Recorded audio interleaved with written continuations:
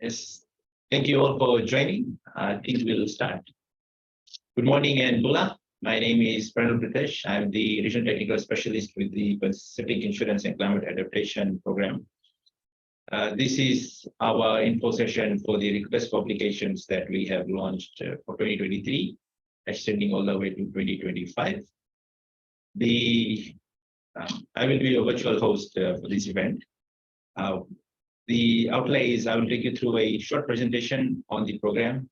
I believe I see some new names in the attendance list, so I think it will get a good outlay of what we do, what the program has achieved. Then we'll focus on the actual RFA. Instead of explaining to you what are some of the parameters, I will take you live in the platform and show how we can go about filling in the application for those who are interested. So with that, allow me to screen share and take you through the slides. We'll reserve the Q&A for later part of the session. And if there are any questions, please feel free to put it in the chat or the Q&A. And we'll only enable participants to speak in the last part of the session, just to avoid any bombings or whatever that has been going on for a while. So with that, we'll start.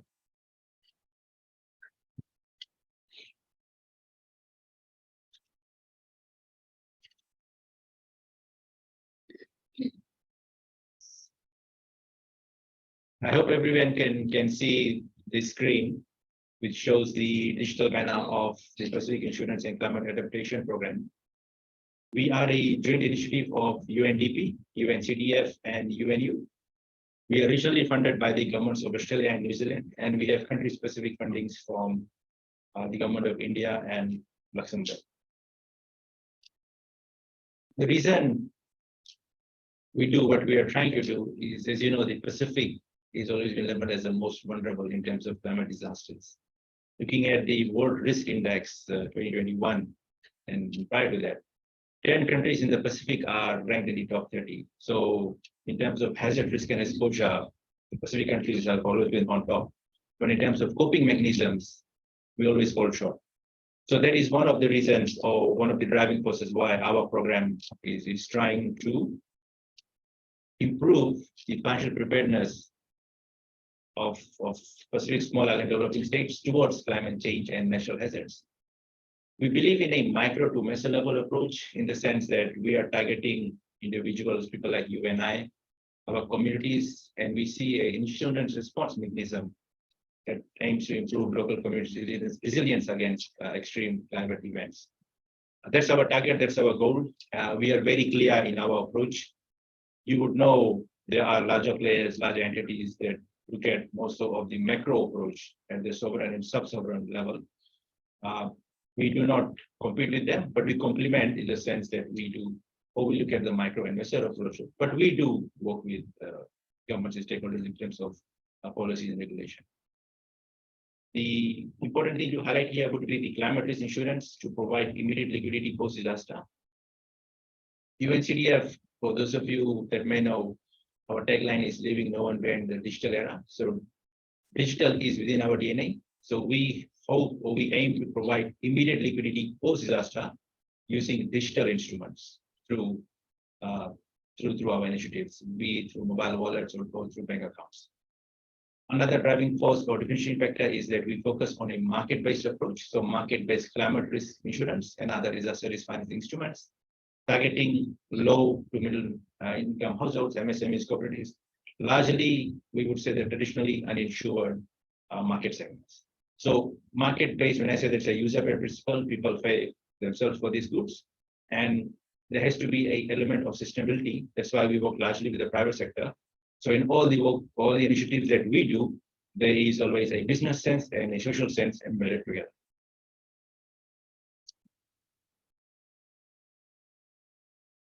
This very dynamic diagram highlights the ecosystem that UNCDF through the PCAP has generated within the last 2 years. It's a relatively new program. We started in 2021.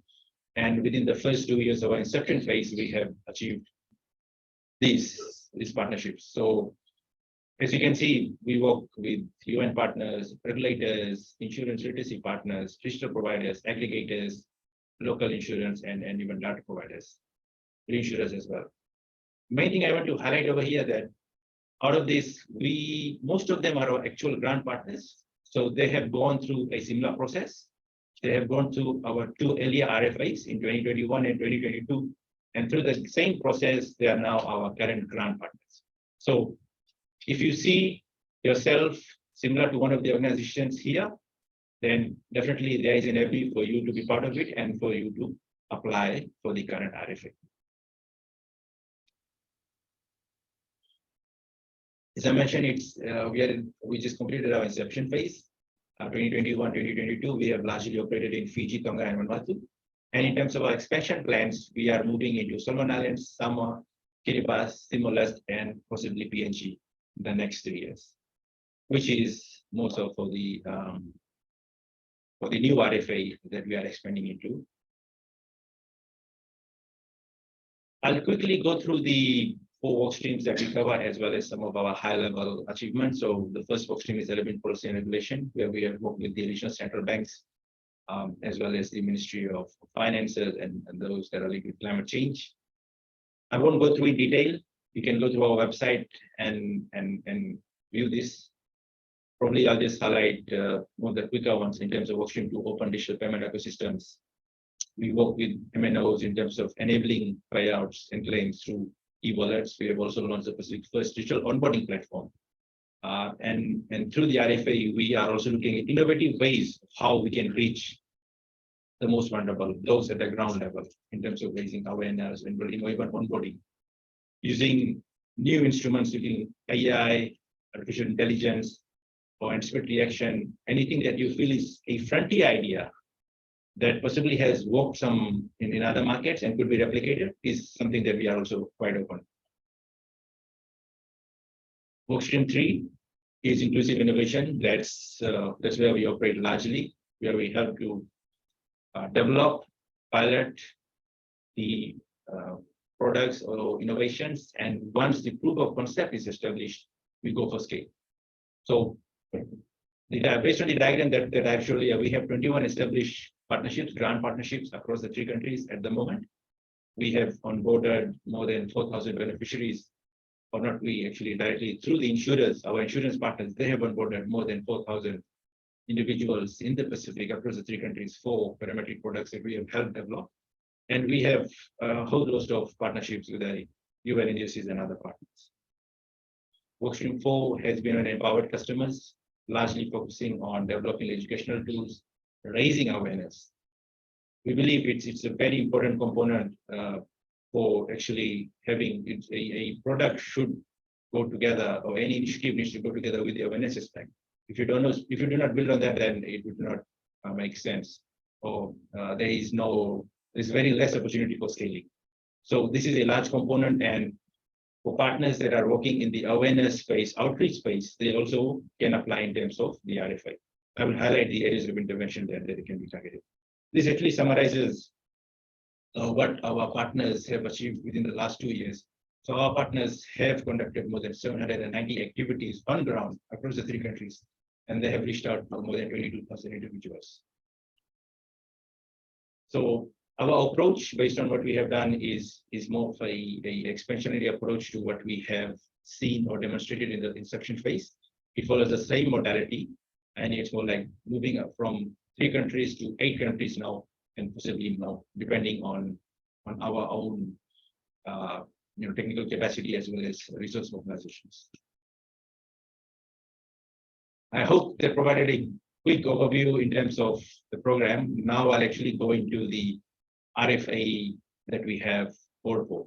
So we might have seen this on our social media or LinkedIn posts or even through emails. So the program is calling for applications or calling market players in Fiji, Tonga, Vanuatu, Kiribati, Samoa, Solomon Islands, PNG, and Timor-Leste for inclusive innovations on market-based climate disaster financing and insurance. The deadline is 1st May. We have kept it open because we understand it might take some time for partners to actually develop these proposals. So inclusive of 8 countries, or any one of the countries is open eligible for this RFA.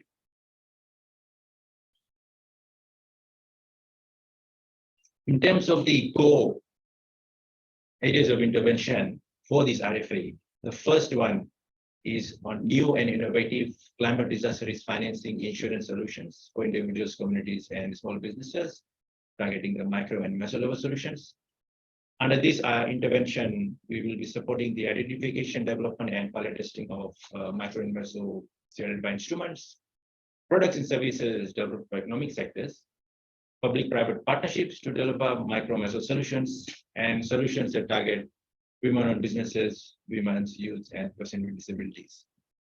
Largely, if you are an insurer or an insurance partner, this is something that would most likely suit you. The areas of intervention, there are 3. You can choose either one, or if you fall within the 3 categories, you can select any of them. This is actually prescribed within the main application when you start filling it. You just have to identify which is the area of intervention for your proposed solution. It's over here, I would say this is more like if there's a new idea, new product, new service that you think of offering. So this is the area of intervention that you will be qualifying under. The second one is more so on improving access to and use of CDRFI solutions with a specific focus on women, persons with disabilities, and social inclusion. For instance, if you already have a solution, a product, or which probably is not reaching the most vulnerable, both in any of the Pacific countries, this area of intervention is the one that directly correlates to that. So in terms of reaching the most vulnerable, reaching those at the ground level, this is something that can be targeted under this area of intervention. We support innovative and inclusive digital strategies and solutions to increase overall access and usage, gamification, using of apps. If there's something that you feel might be much more easier to reach people, it can be tried under this intervention. Designing and testing market-based incentives tailored to protect people with disabilities, youth, women, and their businesses for economic purposes. This is also part of this intervention. Creating and delivery of financial insurance literacy materials is also part of this. So if you feel that you have a working solution, or there is something new or innovative that you might have found out from your deployments across the Pacific markets, and you feel that is something that can be replicated or should be replicated across the 8 countries that we have mentioned, and it can help us reach our target of improving the financial preparedness of Pacific Island countries, this is the intervention that can be mentioned. This is a small note I mentioned. Awareness and outreach organizations can qualify under this intervention. So those who purely focus on awareness, they can also be part of this RFA. The third intervention, it's quite new, quite innovative. So testing and launching digital solutions using frontier technologies that improve design, delivery, and impact of CDRFI solutions. So if we just label frontier technologies such as machine learning, artificial intelligence, if you feel this is something that is doable, or which can help us scale our existing or new products into the current markets or even the newer markets, this is the area of intervention that we can target and which can be chosen from the 3 areas of intervention. So it is quite open, quite inclusive. These are just broad categories. If you actually go into the application page, you will see that there is a document, the RFA document itself. If you read that, you will see that it actually provides a bit more examples of how agencies or organizations can actually target areas of intervention that we have prescribed in this RFA.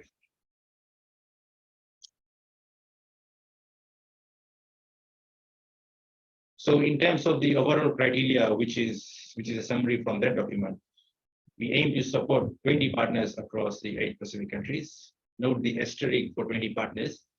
That is the target that we have set as per our implementation experience under the inception phase, but we are not limited to 20 partners. If there is a viable product idea or even research solution that can be scaled across the countries, that will be supported. So the 20 is just a target for us, but if there are good applications, we can even increase that based on the funding resources that we have. So applications are invited across the public and private sector actors, including financial service providers, fintechs, insurtech, agriculture agencies, cooperatives, CSOs. Basically, we are the EU and we do not discriminate, so anyone can apply, noting that it's important, you can even establish partnerships with other agencies who would probably fit the second criteria, minimum 2 years of operation in at least one of the 8 markets. So for instance, even if there is a really great innovative idea that's probably being used in Asia and Africa, which can be replicated or you feel can be replicated, those agencies can also apply, but in partnership with one of the agencies that is at least based in the Pacific. We are not limiting anyone from doing that, but in terms of, as most of you know, we are also trying to develop the capacity of the Pacific countries. That is why we have that at least there should be 2 years of operation in one of the Pacific markets. The total investments that we are looking for ranges between US 25,000 to as high as 250,000. We can go even higher, up to probably US 500,000, but that depends on the size of the project and implementation capacity. There is a requirement for a 30% partner contribution, in the sense that we need your skin in the game. It's not that this is free money that's being offered to any idea that's being thrown about. No, we have to ensure sustainability. So we want a minimum 30% partner contribution. It can be both in cash or in kind, in terms of human resources, technical capacities, etc. Those things are allowed. We have not limited it. I mean, we have reviewed internally that 30% can be in full in kind as well, but for applications that show more of cash contribution or even higher, the 30% is just the minimum. We have had in our inception phase partner contributions as more than, it's actually been around 50%. So based on the total project size, for example, if $100,000 is the total project cost, in most cases we have invested 70,000, partners contributed 30,000. So that's the split that we are referring to. But in most cases, what we have seen is it's almost a 50-50% split. This ensures the continuity of the initiative. And probably I'll make like a disclaimer: the higher your contribution, the more favorable the application seems to the review quality. This is the actual landing page for the RFA. So now what I'll do, I'll quickly take you through the page. So this is what I see in terms of a application. So let me take you through from the basic page. So this is the actual UNCDF plug and play platform. So if you use apply UNCDF, you will land on this page. If you are new, if you've never used this platform before, you will need to register first, and then later you can just log in, which I will do. I mean, I'm a reviewer and admin, so for you, you will just see a post as an applicant. Click on that. And then from here, you can click and see some of the other programs that are available on the platform. You can search 2023 inclusive. It will take you to our RFA, as you can see, or you can even search specific insurance or market-based. It will take you to this page. Click on more, and this takes you to the actual landing page of this RFA.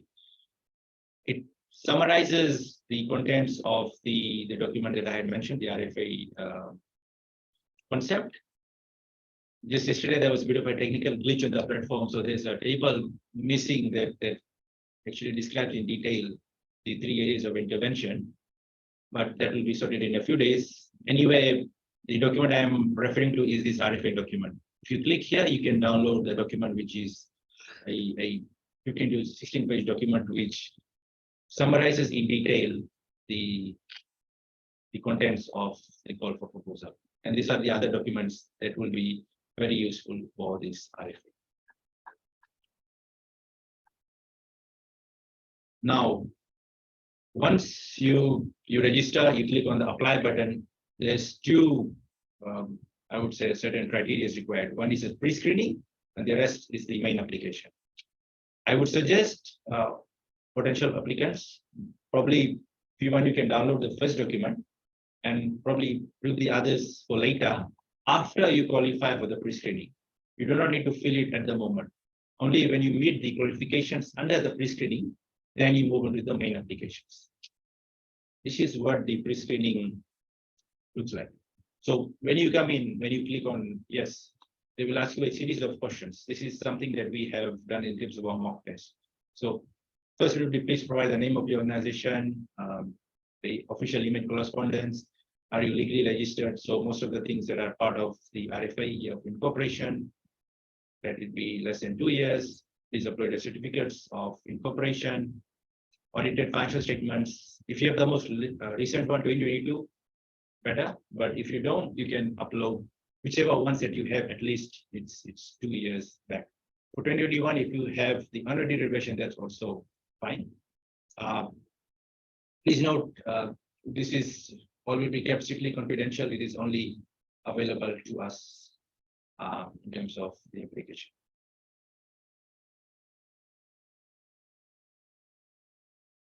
For registered entity, you have a relevant operating license for a statutory body.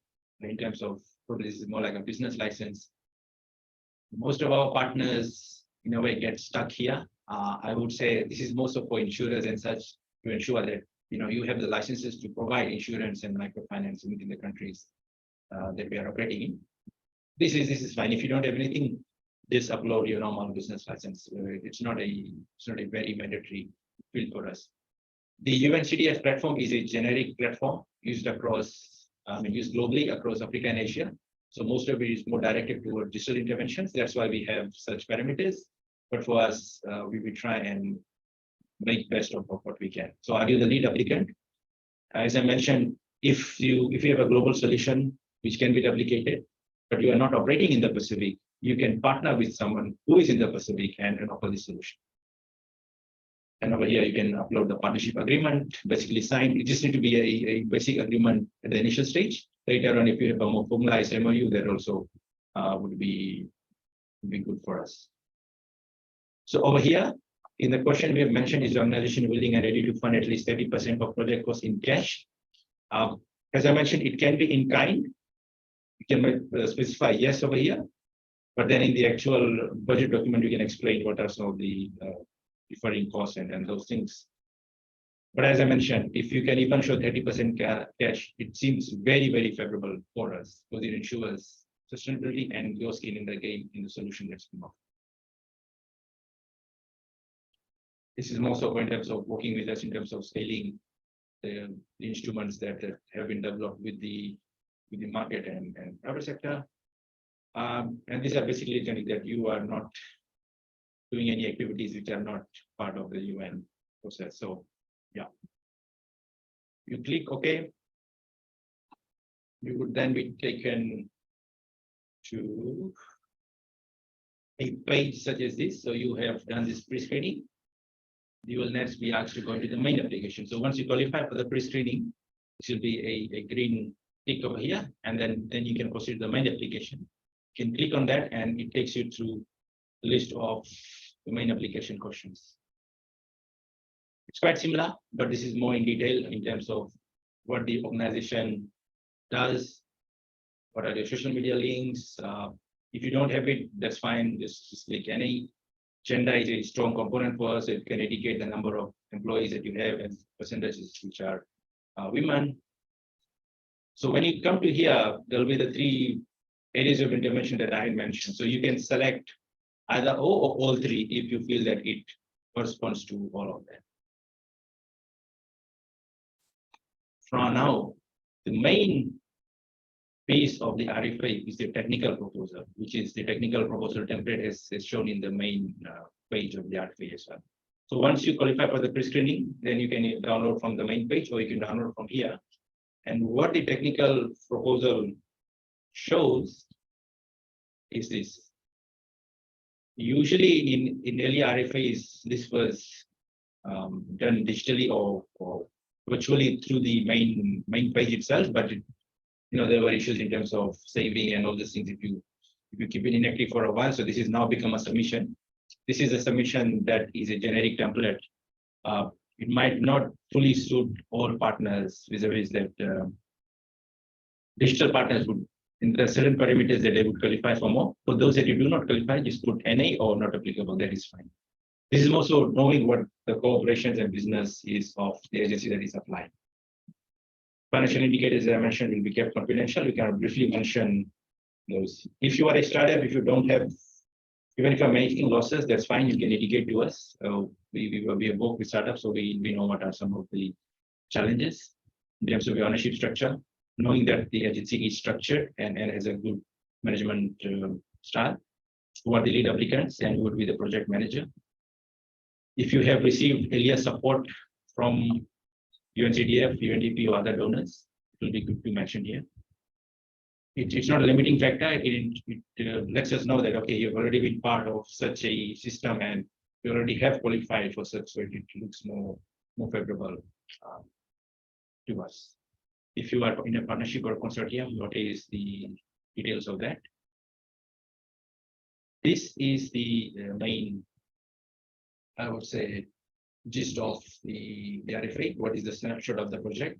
So over here, you can mention the solution in a very summarized manner. What is the development challenge that you are trying to address? As I mentioned, it's more of fintechs, but you can just mention raising awareness in these communities if you're doing an awareness proposal, or you can say gamification of insurance for targeting youths and such, something like that. If you want, you can just mention it here. What is the relevance to us in terms of the KPIs that we are trying to address in terms of the areas of intervention, sustainability and scalability, how this project would fare once our program is no longer providing support and those such things. So we have to describe that here. What is the team experience? So it's not that anyone just comes up with a solution. You have to demonstrate that you have the capability and capacity to undertake this solution. And what is basically the risk profile? You can include COVID pandemics or some of the other risks that might be there. Problem statement, UNCDF rationality, how, as I mentioned, contributes to our objectives. This is more detailed in the RFA document. The gender strategy, as I mentioned, we are very strong on gender equality and social inclusion. So you can add the dynamics here. If it applies, you can simply put applicable. So that was a snapshot. Over here below is more of the expanded idea of whatever is on top. And basically from our 2 years of deployment, most partners have just copy pasted most of it and just added a bit more details over here. So you can just focus on the other on the table on top, or we can add it here at the bottom. This is a generic machine results. I don't have the liberty of making a lot of changes to this. This is what we have used. It might not be of relevance to most of you. This is more for digital partners as well as others. In terms of registered customers and such, if you are a awareness partner agency, you will not qualify for this. So what you can do, you can just do not applicable. And if there is a certain target that you can add, you can probably add it at the bottom here, or you can even add it at the column here in terms of saying, okay, I will be raising awareness or conducting outreach activities in Vanuatu, and my target is for these areas, something like that. So whatever is relevant to your organization, you can put it at the bottom of this. If you can qualify in one of the other ones, it's fine. Otherwise, you can just mention the bottom of it. It's more of an expansion of the snapshot. So these are the other documents you can fill it. Competition, if there's any, if you are a unique provider, that's also adds value to this application. So that is the technical proposal.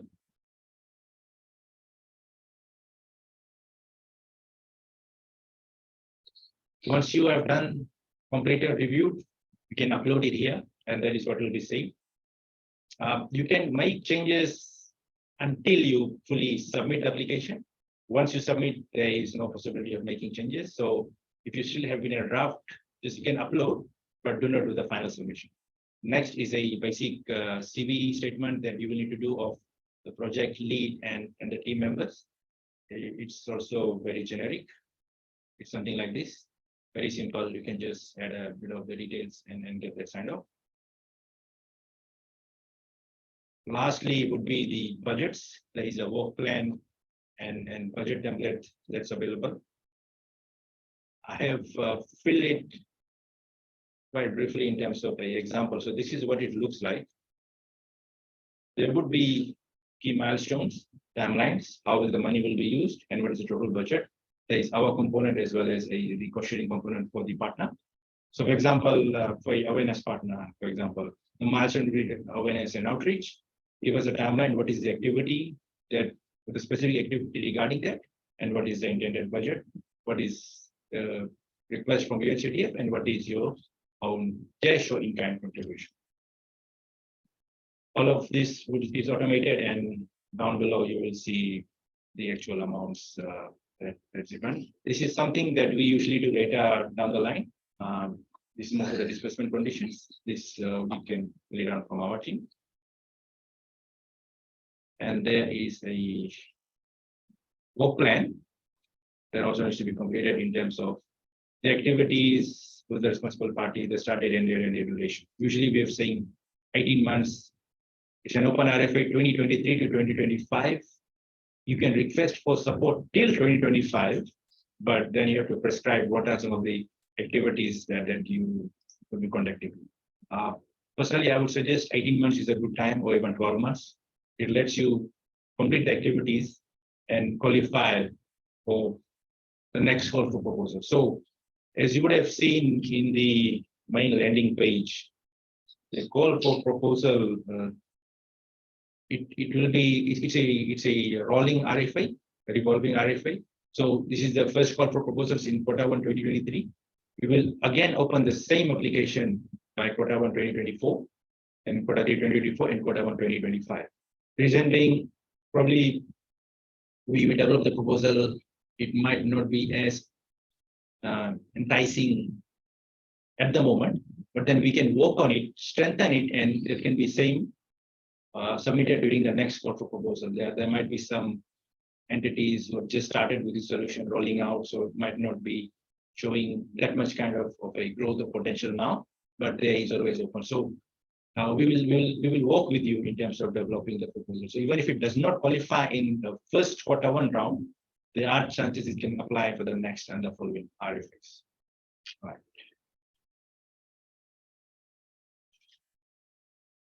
Another important component I wanted to highlight, the evaluation criteria. This is the evaluation criteria of this RFA. As you can see, it's based on different categories. The scoring is out of 100. For a partner to qualify, they need to receive a score of 70, minimum score of 70. There is no leeway for that. That is what is the standard score. And once you qualify, then we progress into the full project development stage and actually sending the application to our investment committee for actual funding approval and signing of the grant agreement. So as you will see, most of the information that is required is more high level, even the budgets and those things.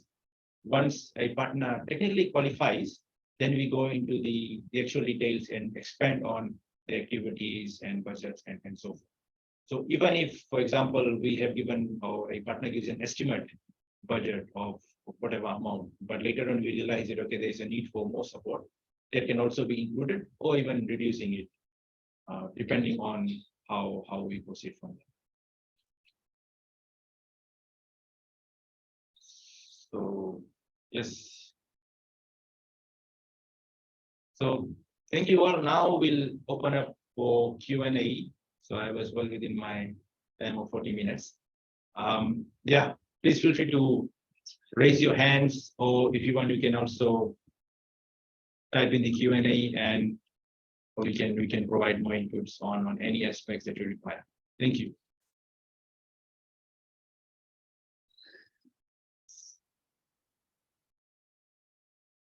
Hi, Linda. You've raised your hand. Yes, you can speak. I have two areas to clarify here. Yes. One is from after you go through the RFP, we would there would be players, the providers themselves could apply for the grant. That's how I see it. So from our end, if we have players or providers that would are currently developing any one of these 3 interventions, then should we inform them of this RFP or this grant to encourage them to apply, or should it be through the central bank for the application? And my second one is on the current parametric insurance project. So should we do we need to apply for this grant for this parametric insurance project that is currently in the in the Pacific countries? Yes. Thank you, Linda. So participants, Linda is one of our colleagues from the Central Bank of Solomon Islands. So that's where the question is coming. And as you can see, regional regulators are our partners as well. And for this year, we see CBSI and even Central Bank of Samoa as key partners. So Linda, for central banks, given you have a statutory role and you are the only entity, you are the only regulator in the market for such agencies, UNCDF has a policy that we can work directly. There is no need to go through the competitive process for regulators such as yourself. So we'll work directly with you. So that's fine. That would be more so even for the other central bankers, they are more of our awareness partners. Because what we've seen is that, for raising awareness on insurance, parametric insurance, new initiatives, it aids a bit more confidence if it's directed or being led by the central bank in terms of awareness. Central banks, they have to raise awareness. They don't have to sell the product. That is the job of the insurers and other parties. So they have to raise awareness. That is what we can develop with the central bankers. So yeah, for central bankers, it can be direct in the no need to go to the competitive process. But if you feel you want to, that's also fine. The second question, who can apply in terms of the solution? So as a central banker, you would have a bit more idea of what's really happening on ground. So feel free to share the links to the private sector. We encourage them to put in their application, because as I mentioned, we can work directly with them to help build the capacity in terms of deployment of such instruments. Obviously, once the process is through, we'll seek a no objection from the central bank in terms of the solutions being offered. So we'll keep the central banks informed. There's not a direct need to do it jointly with them. You can inform them and they can apply directly through the platform to us. If they feel that there's a need that they can partner with 2 or 3 entities coming together, that's also fine. As long as they can qualify, as you can see, based on the parameters. So yes. No, thank you, Pranil. I think that clarifies these 2 questions. Thank you. Thank you, Linda.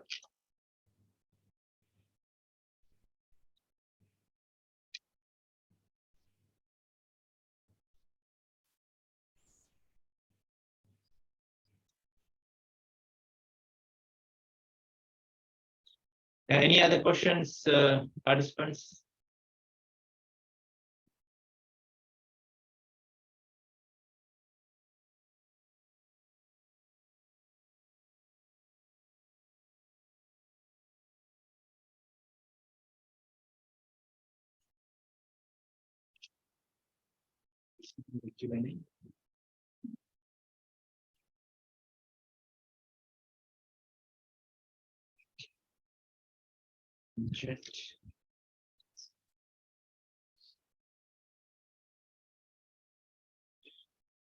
So I do not see any further hands raised.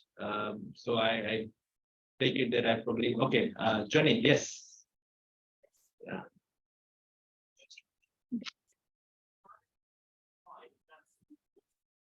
Yes, Johnny, you can unmute and go ahead. Okay, can you hear me? Yes, Johnny. Okay, thank you. Thanks for the presentation and the invite from you. Just a quick question towards the end of the process. Once we submit, say by 1st of May, how long does it take your process? Great question, Johnny. Thank you for that. If we go through the main document, but the Word document that's on the track, we had included in terms of the timeline. So I'll basically just read out that. So the deadline for submission, as you will see, is 1st May.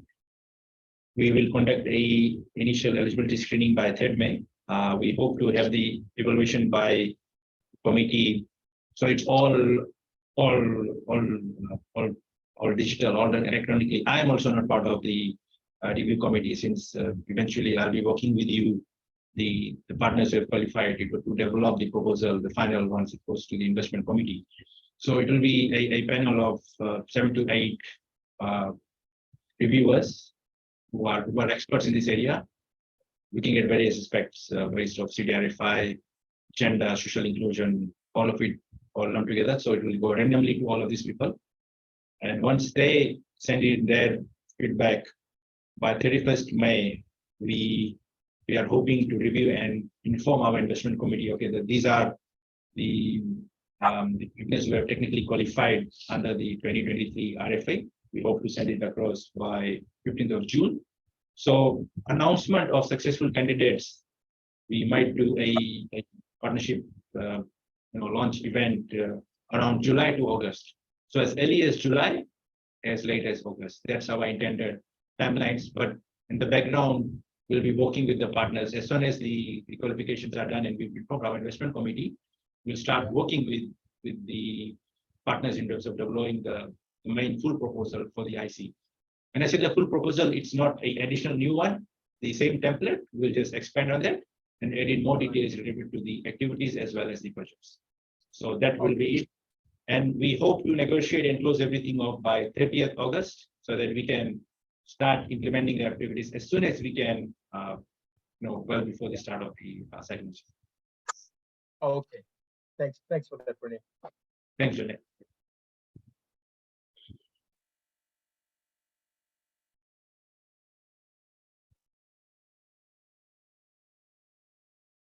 So participants, any more questions or queries? Feel free, we have another 13 minutes or so.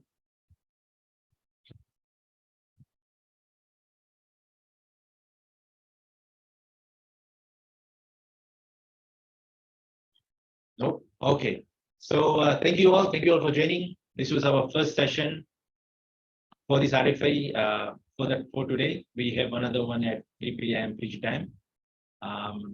If there are any questions or queries that might pop up in your hand later on, you can send an email to me, to my colleague Akata, anyone in the team. We have also given a generic UNCDF address. So feel free to shoot a question. If you are stuck somewhere in the application process, let us know, we can help with that. And in terms of the main application, the technical proposal, while the applicant is rightfully the one to develop all this, we can assist in the sense of helping you provide a bit more inputs or insight in some of these certain sections that are there. So yeah, we are always happy to assist. We have done it for the last 2 RFAs, last 2 years. So we know some of the challenges that partners have faced, and we have tried to minimize on that. But as always, there would be certain issues. So let us know as much as possible. We'll try and help and make this a successful RFA similar to our earlier. So thank you all. With that, I'll say more day. Thank you, Johnny. And have a wonderful day, everyone. Bye-bye.